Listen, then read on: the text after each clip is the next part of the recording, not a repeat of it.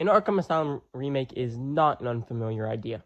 Rumors have been circulating for a while about the possibility of it, exciting fans of the nearly 16-year-old game.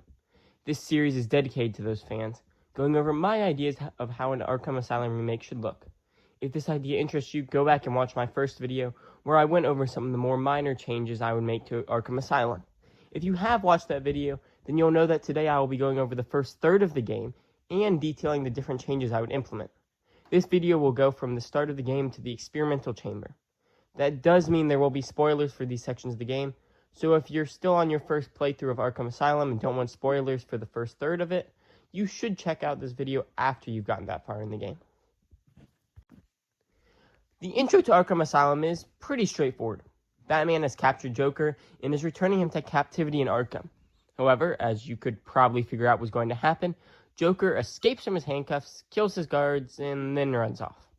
He has control of the whole asylum and releases all of his thugs to attack you. This fight is honestly a pretty good introduction to free-flow combat. The Predator introduction is a bit worse, but still works well enough. He requires you to sneak around Zsasz and perform a glide attack. It does teach you about using grates and guardrails to sneak around and perform takedowns, which is the core of the Predator combat. After this brief tutorial, you chase after Joker, going through poison gas areas and more free-flow combat. Eventually, you catch up to Joker and are greeted with the first true boss of the game, the Titan. This is the first part of the game that needs a major change. The Titan boss fight is, well, it's rough.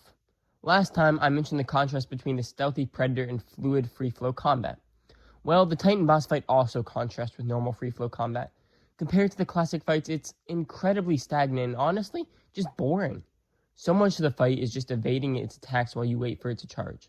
You click a button twice, punch him a few times, evade his attacks, wait for him to charge, stun him, attack, over and over again.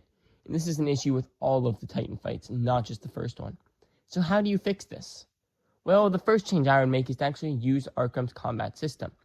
Instead of dodging every attack the Titan throws at you, you have to get in close and counter. You could still have to stun him when he charges, but instead of this being the only way to damage him, it gives an easier opportunity to counter when the Titan is blindly swinging around. The fight would give plenty of opportunities to counter, and a few successful counters could send the Titan reeling and give you a chance to land a few more normal punches. However, being too aggressive when attacking can end badly. To stop players from just spamming attack on it, the Titan would be able to counter Batman if he keeps striking him. This could be seen by a green symbol above the Titan's head. Hitting it when the symbol is there will cause it to grab your hand midair, then throw you across the room. In hard mode, you would have to pay attention to sound cues, as the Titan would grunt and move its head to look at you when it's ready to counter your attacks. It always felt strange to me that the Titan couldn't do this, and it wasn't more resistance to Batman's attacks. This edition feels like it works with that concept, while also forcing players to think more while fighting, and noticing the counter sign or other tells to know not to attack. Overall, I think the idea of making the Titan boss fight more like free-flow combat, with countering and attacking when there's openings, is the way a remake could fix the fight. The only other addition I would make is some kind of critical strike concept, but with countering. My idea was that when you countered, but then if you timed and attacked correctly right after the counter, you could deal a lot more damage. I don't know if this would be a necessary addition, but I think it would be pretty cool. Next up is the island exterior. You track Gordon some, then realize the Batmobile is under attack. You can go there and fight some thugs, and then you'll get the explosive gel from the Batmobile. Honestly, I thought about including some Batmobile combat in a remake of Asylum. I know it was one of Arkham Knight's biggest weaknesses, but I felt like there could be some cool opportunities for boss fights in this game. Upon further thought, though, I quickly ruled this out due to the small map and lack of a story reason to actually have combat options for the Batmobile. At least at night, there were story reasons for the militia and their tanks. Asylum has none, and once I realized that, it became clear that any form of Batmobile combat was infeasible. The only other notable thing that would happen in this section is that Batman would get to perform quick-fire explosive gel. This would be taught in this fight here, where the game would show the button combination at the bottom needed to perform this move. The next section is the medical facility. This section starts out with a Predator fight, which gives some good opportunities to use the explosive gel for takedowns. After that fight, you get your next objective, rescuing all 3 doctors. Once again, this is a part that needs minimal changes. There's a nice combat section, some puzzle-like sections with happy gas, and then another showcase of using explosive gel. Once you finish rescuing the doctors, however, you find a present from Joker waiting in the hallway. Now from it comes the Brute. As I mentioned last time, this does replace the high security henchman. To take it down, stun it with your cape and then perform a beatdown, just like in the later games. Combat-wise, that's it. However, I do feel like it would be cool if, around that area, there was a grate or hidden door Batman could enter. Once inside, he would find notes that reveal the Brutes were actually the first test subjects of Titan when the drug was much weaker, and all it did was give them a little more strength and resilience. This could also be the answer to a new riddle, so this room had a reason to exist besides lore reasons. After the medical facility, Batman enters the morgue. Right from the start, you can tell something's not right here.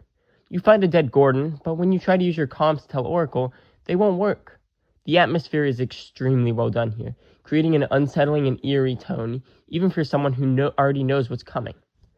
Eventually, you find a room with 3 body bags. The first 2 contain Batman's parents. After opening them, you walk to the third one and begin to open it. Instead of the Scarecrow jump scare from the original game, you would find a familiar face. Bruce Wayne jumps up and grabs you, claiming that your parents died because you were too weak to do what needed to be done. He then pulls out a gun and aims it at you. The idea here is that this would sort of mimic the scene where his parents were shot, implying he fears their deaths were his fault. The fake Bruce Wayne would then shoot and Batman would fall to one knee, clutching his chest. When he rises, he would see he's now in Scarecrow's world. Honestly, this section here is great. The Scarecrow sections, while not truly a boss fight in my opinion, have always been my favorite part of the game, and this first one is a great introduction to what they can offer. Lots of parkouring and using gadgets, and the visuals are ridiculously good, like all of them. An Arkham Asylum remake should change nothing about this first encounter.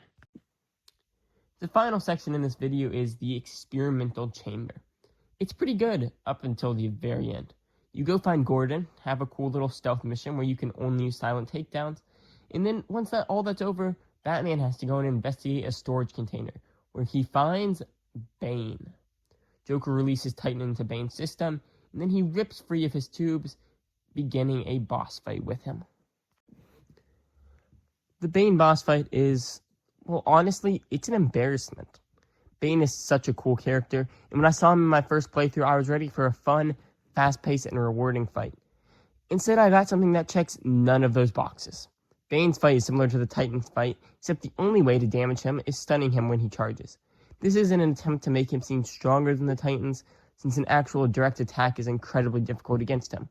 While the lore reasons make a little bit of sense, this is a terrible decision from a gameplay standpoint. It transforms Bane into a background enemy in a battle with Joker's thugs. You can ignore him until you see him ready to charge, then you use a quick charge battering, dodge, then go back to fighting thugs. It's a disservice to an incredible villain.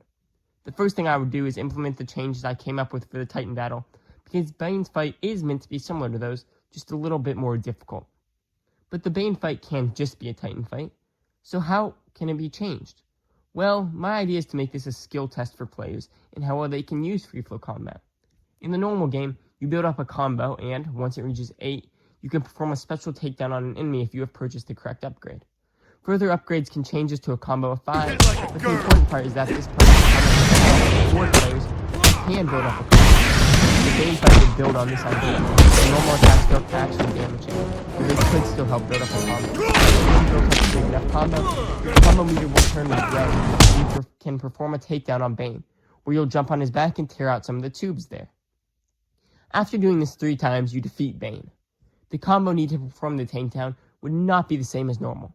Instead, it would scale with difficulty level and would increase every time you tear tubes out. For instance, on easy mode, the requires numbers might be 5, 8, and 10.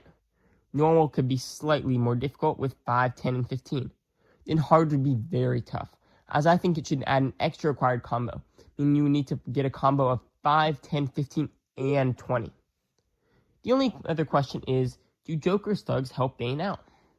Honestly, I think they still should, because it will make it easier to build up a combo and might make for a more exciting fight than just hit counter every time Bane attacks. The key is that it has to be a small number of enemies. The original fight added so many that you could almost forget it was even a fight against Bane. It would be better if there were only 4 or 5 thugs in the arena this time. Well, that's everything from the first third of the game. It's a lot of changes to boss fights, but that's mostly because Asylum did such an incredible job with everything else. Next video, we'll see more changes like this and even some completely new concepts. Thank you for watching, and I'll see you next time.